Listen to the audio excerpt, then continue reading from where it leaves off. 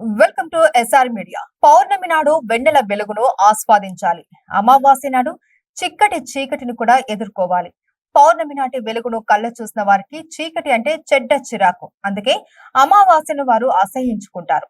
కానీ కొన్నిసార్లు వాళ్ళు చేసే పనులు పౌర్ణమిని కాస్త దూరం చేసి అమావాస్యను శాశ్వతంగా పరిచయం చేస్తాయి. ఓ పర్షియన్ సామెతకు తెలుగు అనువాదం ఇది. ఇప్పుడు ఇది తెలంగాణ ప్రభుత్వంలో పనిచేస్తున్న సీనియర్ ఐఏఎస్ అధికారి స్మితా సబర్వాల్ కు సరిగ్గా సరిపోతుంది. అసలే భారత రాష్ట్ర సమితి ఓడిపోయింది. చేతిలో ఉన్న ఎమ్మెల్యేలు వెళ్లిపోతున్నారు. పార్లమెంట్ ఎన్నికల్లో 0 సీట్లు వచ్చాయి. ఏదైనా జరిగితే గతంలో మాదిరి సపోర్ట్ ఇచ్చే కేసీఆర్ లేడు. అన్ని శాఖలను చక్కబెట్టేందుకు ఆమె పని చేస్తుంది సీఎంఓలో కాదు. అప్పట్లో లాగా హెలికాప్టర్లో చక్కర్లు కొట్టే అవకాశమూ లేదు.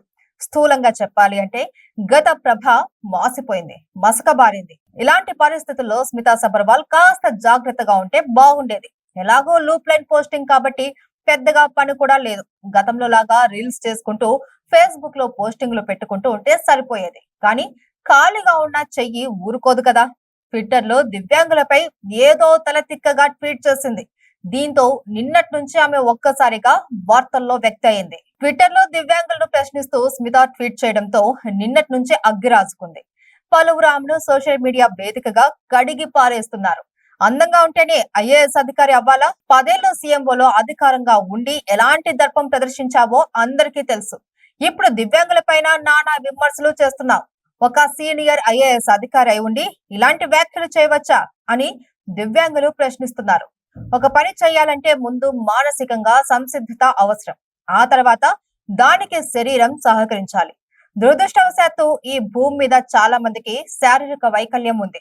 అయినప్పటికీ వారు దాన్ని పట్టించుకోకుండా వారి వారి పనుల్లో నిమగ్నమవుతున్నారు. మరొకరి తోడు లేకుండానే తమ పనులు చేసుకుంటూ ఉన్నారు. ఇలాంటి సమయంలో వారి ఆత్మాభిమానాన్ని దెబ్బతీసే విధంగా మాట్లాడావు. నీలాంటి సీనియర్ ఐఏఎస్ అధికారికి ఇలాంటి వ్యాఖ్యలు తగినవేనా అంటూ సోషల్ మీడియాలో స్మితపై నెటిజన్లు విరుచుకుపడుతున్నారు. స్మితపై విమర్శలు వ్యక్తమవుతున్న నేపథ్యంలో ప్రముఖ సివిల్స్ కోచింగ్ ఫ్యాకల్టీ బాలలత సరికొత్త సవాల్ విసిరారు. నువ్వు నేను ఇప్పుడు సివిల్స్ రాద్దాం. నువ్వు నీ పదవికి రాజీనామా చేయి. దివ్యాంగులను కించపరుస్తూ వ్యాఖ్యలు చేశావు. అలాంటి వ్యాఖ్యలు చేయడం నీ స్థాయికి తగినవేనా? అందంగా ఉంటేనే ఐఏఎస్ అధికారి అవ్వాలా?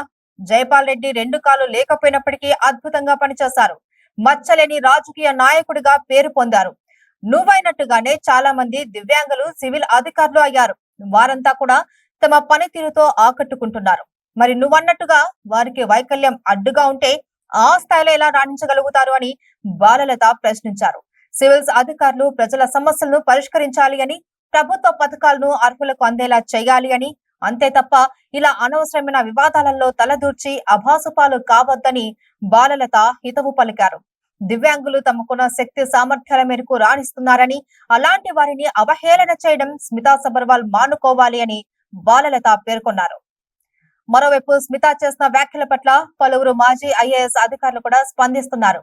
ఈమెకు రాజ్యాంగం అంటే లెక్కలేదు, మనుషుల మీద గౌరవం లేదు, వైకల్యంతో బాధపడుతున్న వారిని గౌరవించాలనే సోయి లేదు. ఇలాంటి వారు బ్యూరోక్రాట్లుగా ఎలా పనిచేస్తారో నాకైతే అర్థం కావడం లేదు. ఇలాంటి వారిని సమాజం ఎందుకు ఓన్ చేసుకోవాలో అవగతం కావడం లేదని మాజీ ఐఏఎస్ అధికారులు అభిప్రాయపడుతున్నారు. ఇలాంటి వ్యాఖ్యల వల్ల సమాజం ముందు తలదించుకోవాల్సిన పరిస్థితి ఏర్పడుతుందని స్మితకు హితవు పలుకుతున్నారు.